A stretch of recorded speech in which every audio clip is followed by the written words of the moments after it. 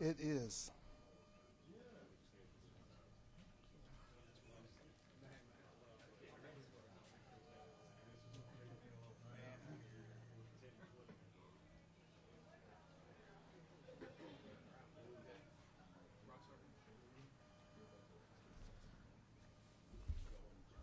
Hello, everyone. Good morning.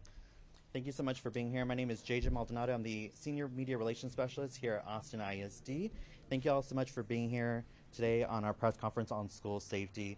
I just want to run through the list of the school districts that we have here today.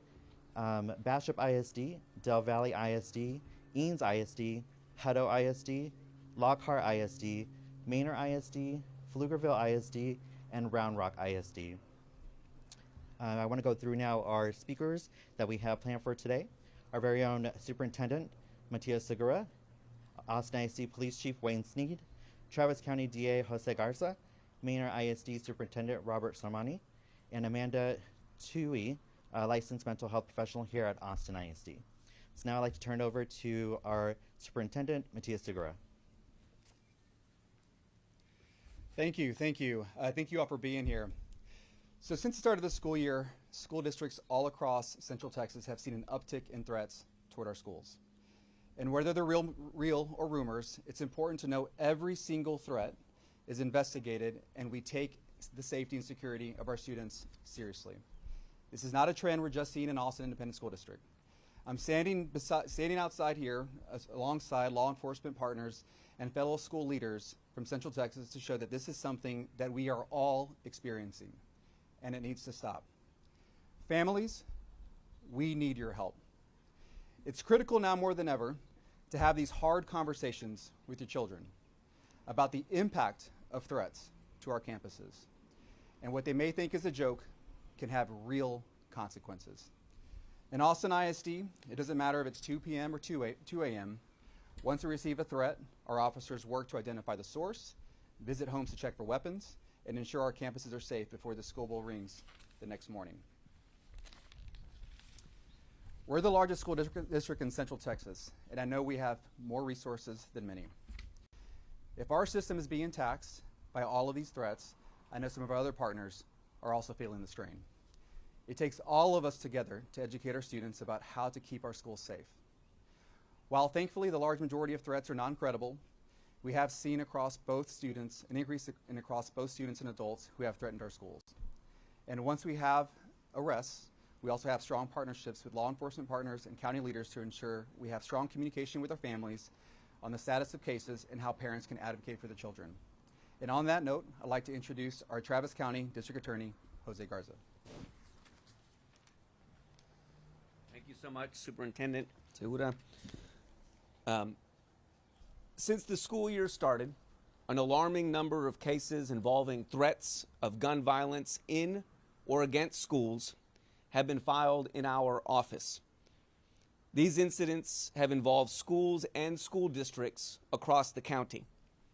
I'm incredibly grateful to our law enforcement partners, particularly the AISD Police Department and the Austin Police Department, for their work to detect these threats and to prevent potential acts of gun violence.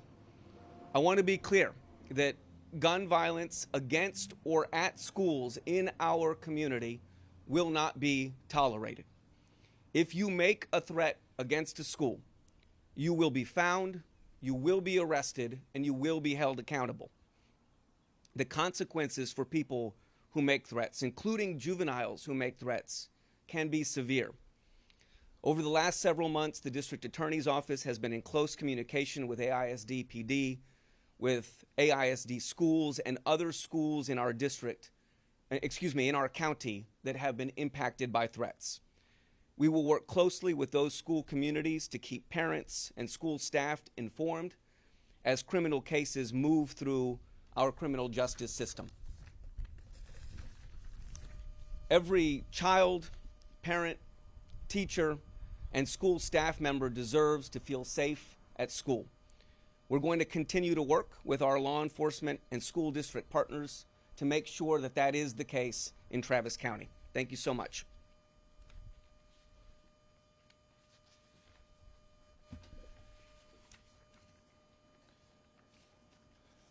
Good morning, everyone. My name is Wayne Sneed. I'm the Chief of Police for Austin ISD Police Department, and thank you all for being here this morning. I'd like to begin by reiterating what Superintendent Matias Segura and DA Jose Garza has just spoken about. Whether the threat is real or rumored or seen on social media, it's important to know that every single threat we encounter will investigate and we will pursue it until it's no longer a threat. Parents and students, what does that mean? Well, don't be surprised if you get a visit from your local law enforcement agency. This is not an option. It's a guarantee. We will be at your door. This is a standard protocol. Protocols we carry out regardless of a child's age. We all know children have unique ways of expressing their frustrations and how they joke. This can get them in a lot of trouble. Many of you may remember as children, our parents, grandparents, and guardians would always emphasize to us, do not enter an airport and say, I have a bomb. It's not a joke and can have serious consequences. Parents, we ask that you talk to your children about responsible use of their social media and what's appropriate for them to say and to joke about when they're in a school setting or not. The Austin ISD Police Department works very closely with our local law enforcement partners as well as our district attorney's office when these types of incidents are under investigation. Again, I want to reiterate, fake threats have real consequences. Thank you. I'd like to turn it over now to Amanda Tui. She's one of the AISD licensed clinical social workers who will speak on mental health and the importance of our families talking to their kids about talking to a trusted adult if they're concerned about another student. Amanda? Good morning. My name is Amanda Tui, and I'm one of Austin ISD's licensed mental health professionals. Thank you for being here today to discuss this critical issue affecting our schools and communities and how we can foster healthy conversations about it, especially with our children and their mental health. For many students, discussions about violence, whether in person or on social media, can create feelings of fear, anxiety, and uncertainty. Social media often amplifies these emotions, as threats or rumors are often shared quickly and widely, making it feel overwhelming for students and the community. It's important to remind our children that they don't have to face these concerns alone, and there is help available. Their safety, well-being, and mental health are priorities. There are counseling supports available in school as well as through our local mental health stakeholders. These resources can be found by talking to your school's counselor. It's vital for families to engage in open conversations with their children about these issues. Parents and caregivers should encourage kids to express their feelings and thoughts, helping them to understand the weight of what they may hear or see. By addressing these topics head on, we can reduce stigma and promote a culture of safety and support. It's critical that we empower our students to always take threats seriously and to understand that reporting concerns is an act of responsibility and care for their entire community. If your child expresses concern about something they have seen or heard, encourage them to talk to a trusted adult immediately. While this may cause feelings of anxiety or worry, it's also important to know that there are trusted adults available to help them. Let's work together to promote a culture of safety and understanding and mental well-being, ensuring that every student feels supported, seen, and heard. Thank you for your time, and now Dr. Sormani will say a few words.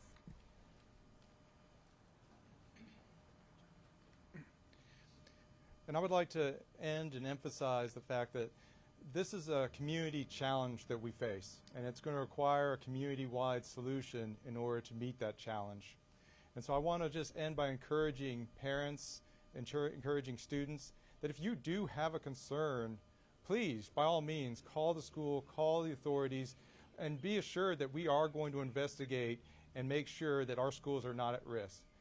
Likewise, if you're also concerned that maybe there is a joke that's being put out there, or that there is a false alarm that might be posted and your child is communicating that, also communicate with your schools and communicate with the authorities, and let us investigate that as well. In the end, school districts are of and a part of their communities. And if we're going to tackle this problem, we're going to have to do it together. So I want to thank you all for being here, and I'm going to turn it over to Jose at this time. Thank you, Dr. Sormani. I'd like to open it now to any media questions. Chief? Yes, ma'am. So I understand these threats are nationwide, and the sheriff in Florida said, I'm going to paraphrase, but basically, parents, if you're not going to parent, I'm going to.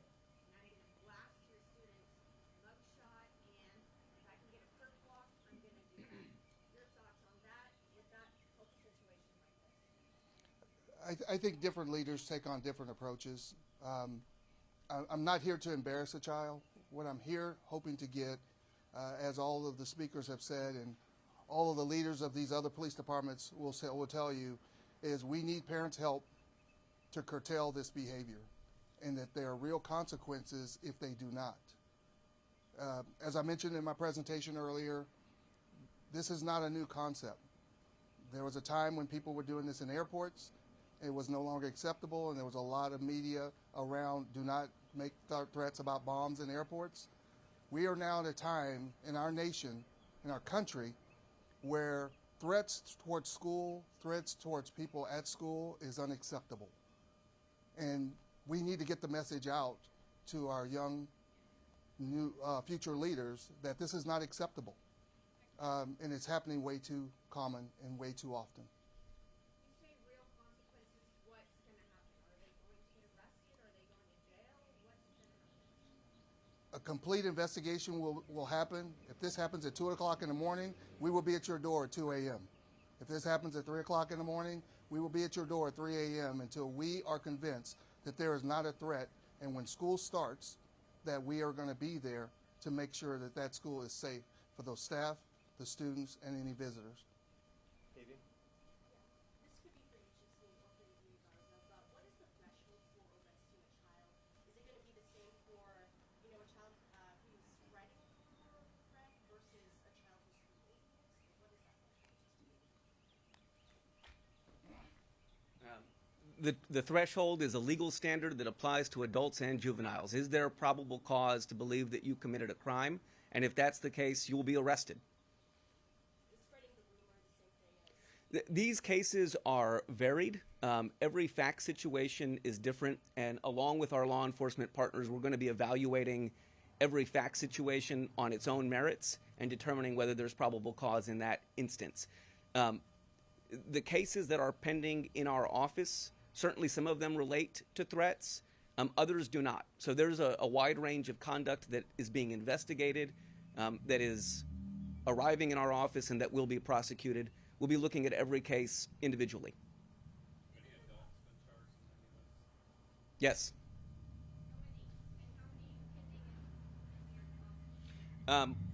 Look, I think in this, we've received over 10 cases this past week.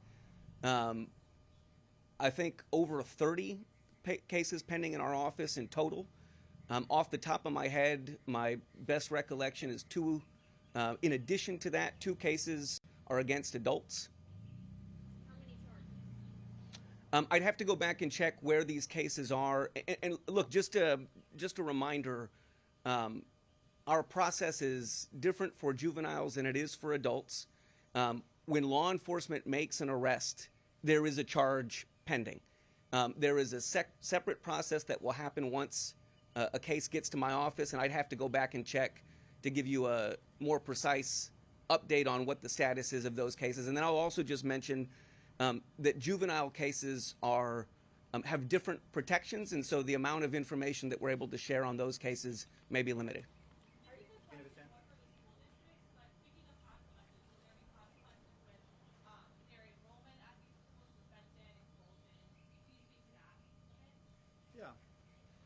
I certainly can.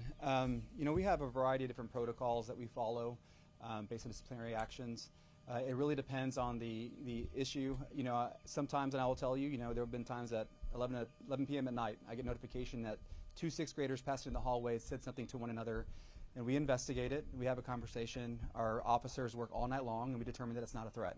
So in that instance, we work with local administrators, the principal, to have a conversation with the students and make that a learning opportunity. In other instances, it's more severe, and in those cases, there are consequences. If it's a transfer, that transfer may be revoked. If there is action taken by the DA's office or our officers, then we follow protocols just like we would with any other type of action outside of AISD. So it really does vary, but I want to kind of give you an idea that this kind of the different types of things that we're working through every single day. How are these threats coming in? Social media, now, what's the biggest? Yeah, so that's a great question. Right now, and I'm actually very pleased to say this, the vast majority of the things that we're made aware of come through other students sharing with an adult. In Austin ISD, that's been our experience. We do also monitor a variety of different platforms. Sometimes it's social media, sometimes it comes via email. But by and large, at this point, we're getting this information from other students doing exactly what we want them to do. You see something, share it. Please share it immediately with an administrator, with the teacher, with an adult, and then that starts our process. For us, because it's our size, it happens continuously throughout the day, and as Chief Sneed said earlier, every single threat is pursued until we can deem it's not credible. And that goes down from a conversation all the way to an active photo, a photograph being shared on social media. With respect to the fact that this is a national trend, it's not just happening right here, do you guys know what's going on? Are there more threats? Are we just taking it more seriously? Is this the new normal? Can you guys attest to that? I think there are a variety of different hypotheses, as all of our school districts and agencies have maybe discussed. It's a variety of things. I think the impact of social media has really had a profound impact on the way that our young people engage on social media. Things that they might otherwise think isn't a threat actually is a threat. So making sure that we're educating our young people as to what is appropriate and what is not, that's something that we've identified. I think also for us, what we identify as a threat has maybe been reassessed. Maybe in years past, maybe a conversation wouldn't get to the same level that we would investigate now, but certainly that does, given what we've seen around the country. So there are a lot of things that are maybe impacting this and the increase that we're seeing. Those are 2 examples that I can certainly share from my personal experience. If I can quickly follow up, when you say we, are you saying we as administrators, we as students are taking threats more seriously? So I would say the school system as a whole. You know, we as an organization evaluate all threats. Period. You know, 5, 6, 7 years ago, that I don't know if it was the same level. I mean, I wasn't here. Many of our leaders weren't here. But because every single thing is investigated, again, whether it's a conversation, an email exchange between two individuals, something on social media, just the sheer volume has increased. And so, you know, I think for me, one of the things that we really want to consider is just the sheer impact that social media has had on all of this. Can the DA's office speak to the step-by-step process of how you guys prosecute a child and how serious? Well, those are separate questions. Let me take the second one first. We take it incredibly seriously. I'll say just a word about the juvenile process. First of all, it is very different from the adult process. It's a different set of law. Our juvenile justice system is codified in law under our family code. But after a juvenile is detained, they have a detention hearing where the judge will ensure that there is evidence of probable cause, will assess the risk to the community and make a determination as to whether or not that juvenile should remain detained. In our juvenile system, juveniles are entitled to detention hearings every 10 days subsequently. The process moves more quickly than the adult process does, and our judiciary, our judges in the juvenile system, have far more discretion than judges do in our adult system. So that's just some of the primary differences between our juvenile and adult system, and otherwise, from a process perspective, the cases flow similarly. And just as follow-up, because these kids are, you know, a lot of the arrests coming out have been juveniles so far, is there going to be a balance between, you know, prosecuting a minor and then, you know, thinking about the future, the rest of the future? Well, let me just say, as a general matter, our entire juvenile justice system was designed by our legislature to rehabilitate young people, to give young people their full opportunity to succeed and thrive. We are, of course, going to be balancing the safety of our community, the safety of our school communities in particular, with the long-term impacts of involvement with our juvenile justice system on those young people. Our juvenile judges do an amazing job of that, as do our prosecutors. Mr. Garza, if I could follow up to that, I'm just curious, you know, some of these cases have involved kids as young as 11. Has your office faced any pushback from people saying, these are just kids, they're just, you know, they're joking around? Has there been anything like that that you've seen? I'm not, look, I mean, in every one of these cases, the young person is competently represented by an attorney. And in each of those cases, that attorney makes the best arguments that they can on behalf of their client. And so we expect that that will continue. But again, I think we've done a fair job over the last several years, over the last several months in particular, balancing our need for safety and thinking about the interest of the young people involved in these cases. Would you say there was a particular date that all of this really started to ramp up? Well, I mean, obviously, we've seen this increase coincide with the beginning of the school year. These were not, for obvious reasons, cases that we were seeing in large volumes during the summer. And so it has just coincided with the return of kids to school.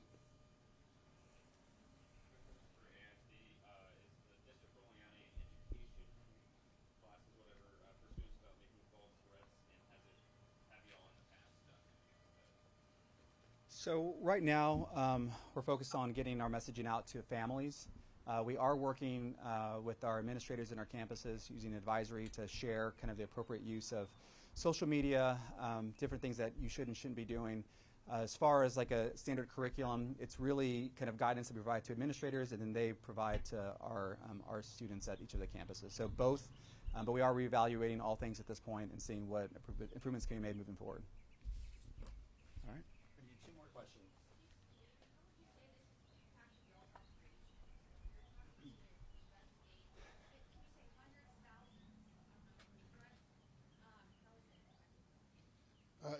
Excuse me. That's a great question. I think I speak for all of my law enforcement partners and criminal justice partners. When we have incidents like this, it puts a weight on the resources of a police department to investigate. And if you're doing a complete investigation, it takes time. One particular case I can remember started at midnight and it did not end until 7 a.m. by the time they tracked down all the leads and figured it out. So we're knocking on doors in the early morning hours, waking up families. In some cases, hopefully by this information getting out, that we can decrease those interruptions to their family life as well. I don't have the exact number. I know last year we had over 300. Last question. Last school year. Yes. Are you seeing more this year than last? We had 30 last week. I'd love to ask a question. The legislature recently had a hearing on school safety, and there was testimony that was brought up both by TEA's head of school safety as well as the Texas School Safety Center, where they essentially said that the biggest concern when it comes to threats like these is that it becomes white noise, that we begin to not take every threat as seriously as it should. Is that a concern at all, given this just exponential increase in threats? I would say it's absolutely a concern. We are relentless in our pursuit of developing a culture of safety, right, which includes students, staff, administrators, leaders, law enforcement. And the more that this continues, my fear is that somehow we become fractionally less responsive, or maybe we believe this one conversation that occurred in a middle school isn't as urgent. And if that occurs enough in a long enough period of time, that certainly could be a concern that comes up. And so for us at this point, and as Chief Snead said, we're working all through the evening and all through late hours continuously every single day and through the weekend. The one thing that isn't often talked about is the amount of overtime that's expended. We are desperately trying to maintain all of our budgets. Many of us are running deficit budgets at this moment. And so this additional cost is something that isn't budgeted for, but we have to ensure that our officers are paid to do this very important work. So yes, that hearing, I think, is in alignment with some of the strains that our system is feeling at the moment, and certainly additional resources would be helpful. Thank you, everyone, for being here. The press conference is also streamed on our Facebook, the Austin ISD Facebook page. Thank you all.